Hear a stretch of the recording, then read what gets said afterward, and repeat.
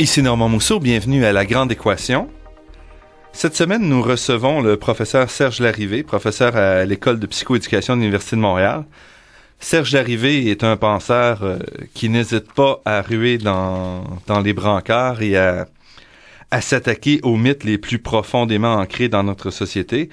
Il a écrit de nombreux ouvrages percutants, La science au-dessus de tout soupçon et, plus récemment, Le quotient intellectuel, ses déterminants et son avenir, publié aux éditions Multimonde en 2008. Sceptique dans le sens le plus profond du terme, il va nous parler aujourd'hui de la pseudoscience et un peu de notre rapport face à celle-ci.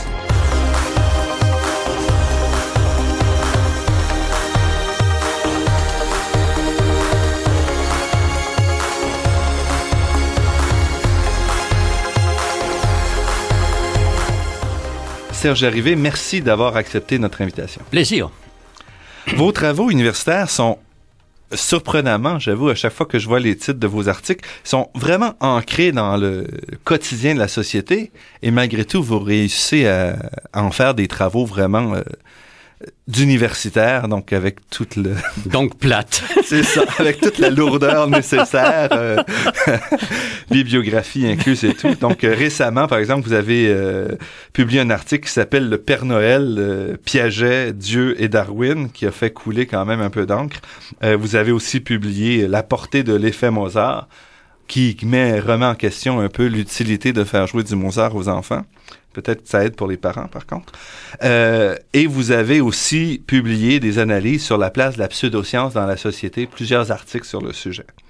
Qu'est-ce qui pousse un professeur de psychoéducation à consacrer tant d'efforts à combattre la pseudoscience? Je ne sais pas.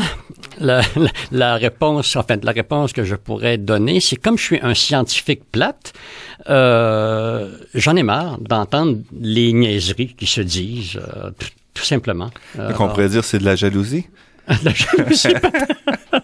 Non, mais regardez, là, juste là, quand on regarde tout le paranormal, oui. La quantité de conneries qui se publient, ça n'a pas de bon sens.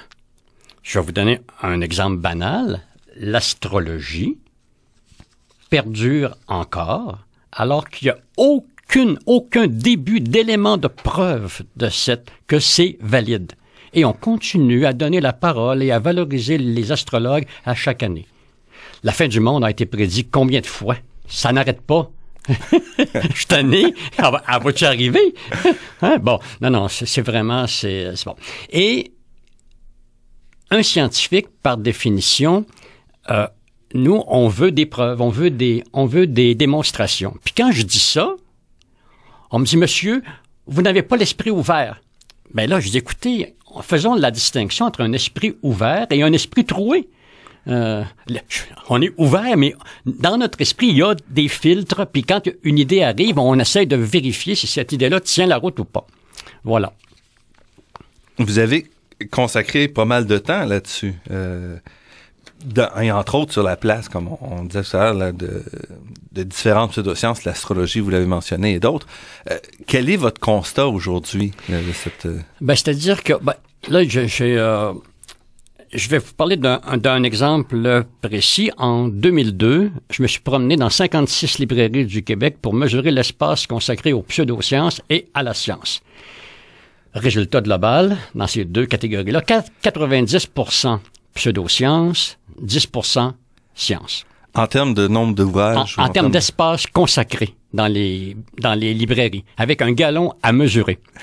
J'ai fait la même chose pour les enfants, en prenant la spiritualité pour les enfants, pour l'équivalent des pseudosciences, et je suis pas loin de la vérité, puisque chez les adultes, l'étiquette ésotérisme et spiritualité est sur la même plaque. Donc, et tous les ouvrages consacrés aux connaissances pour les enfants. Et là, surprise, c'est l'inverse. 90% connaissances et sciences pour les enfants, puis 10% pour la spiritualité. Pouvez-vous m'expliquer pourquoi diantre les parents achètent des livres de connaissances pour leurs enfants puis des livres de paranormal pour eux? Je l'expliquerai pas, mais peut-être que vous pouvez me donner une explication. Non, j'ai pas d'explication encore. Ou elle est trop simple, et puis comme chercheur, on aime ça quand c'est compliqué un peu, mais enfin bref. Et 10 ans plus tard, donc cette année, j'ai refait la même collecte. Donc, et cette fois-ci, je suis monté à 70 librairies à travers le Québec.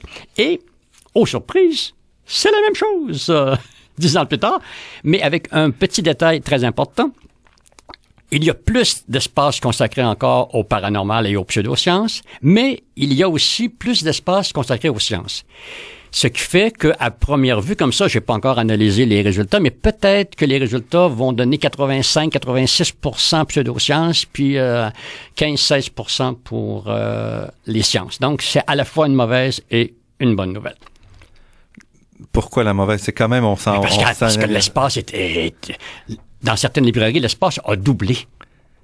Mais comme il a doublé aussi pour les sciences, donc en proportion, il y a beaucoup de stock. D'accord. Et pourquoi est-ce qu'on doit s'en faire si 90% de l'espace va vers les pseudosciences et 10% vers on doit s'en faire parce que je pense pas que ça fasse... Bon, là, j'ai des réserves avec ma propre opinion. Jamais je vais aller blâmer ou critiquer quelqu'un qui va acheter un livre de paranormal. Parce que je n'ai pas le droit de le faire pour la simple et bonne raison qu'il se pourrait fort bien que la lecture de ce livre aide cette personne-là. Et ça, je ne peux pas le vérifier. Bon, on pourrait, mais ce serait très long. Mais par contre, comme ils écrivent des niaiseries, ce monde-là, je me permets de leur taper dessus. Alors ça, je n'ai aucun problème avec ça. Mais ça va pas plus loin que ça pour vous, l'impact. Par exemple, on pourrait imaginer que c'est aussi une question de développer un esprit critique. Ah, ben ça, c'est clair. Oui, mais non, mais c'est sûr que... C'est-à-dire que si les gens avaient développé un minimum d'esprit critique, ils n'achèteraient pas ce genre de choses. C'est évident, là. Le fameux livre « Le secret », là, j'ai jamais vu un livre avec autant d'ineptie. Quel est ce livre? C'est un livre qui est paru il y a 1 an ou 2, là, qui est censé dire, par exemple, que si tu penses positif, nécessairement, il y a des choses positives qui vont arriver. Exemple, tu t'en vas pour stationner dans un stationnement, puis tu penses qu'il va se libérer une place pour toi, puis elle va se libérer, là. Tu sais, là, come on. Tu sais, là, va prendre un café, là, fais quelque chose, mais ça n'a pas de bon sens, là. Tu sais. Il faut se stationner d'abord. Oui. Mais en même temps, je comprends ça parce que pour que le cerveau humain puisse fonctionner, il a besoin de sens. Et qu'est-ce qui fait du sens rapidement? C'est la religion et c'est le paranormal. Parce que dans le paranormal, tu n'as pas besoin de penser. On te donne une réponse qui est toute faite, puis c'est satisfaisant pour le cerveau. À la limite, c'est les scientifiques et les athées qui sont pas normaux, là, quand on demande des preuves. Mais bon, mais c'est comme ça.